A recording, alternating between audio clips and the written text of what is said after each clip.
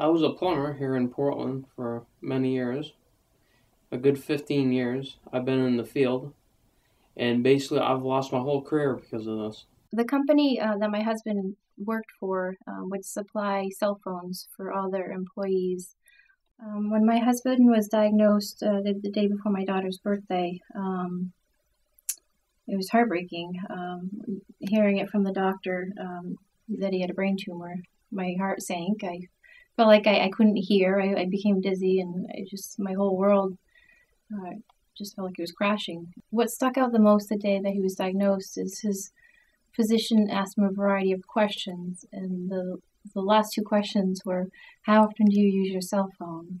And I'm thinking to myself, what an odd question to ask. I and other neighbors knew Stuart was sick, and a very young man with a brain tumor, and his doctor felt it could be attributed to his cell phone use. And in fact, he had a lot of cell phone use since he was a fairly young man.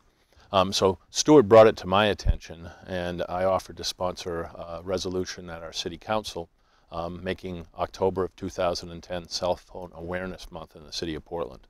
Wireless industry has been very powerful in trying to confuse the issue, but that's what big industry lobbyists do. They did it with tobacco, they did it with asbestos. The adoption will really, I think, only come with more media attention and more public outcry. I was an early adopter. I used a cell phone immediately when it came out. There's a lot of good benefits from cell phones. It's not like a cigarette where there's no benefits, and that's one of the more dangerous things about a cell phone. And so I used a cell phone from 1988 up until, and I still do use a cell phone, but I use precautions. I never put a cell phone up to my head, ever.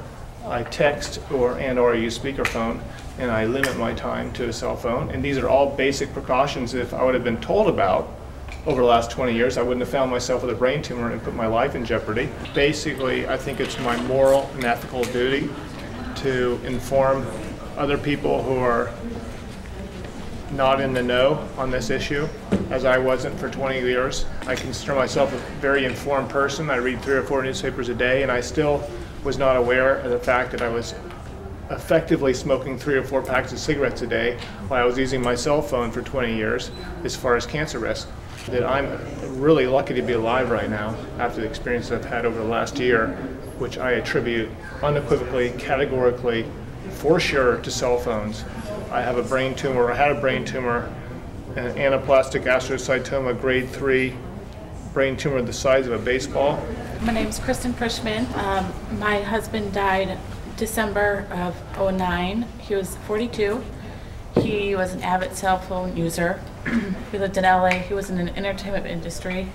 When he found out, we went to Dr. Keith Black of Cedars-Sinai, and we asked him how this could happen. He said, cell phone.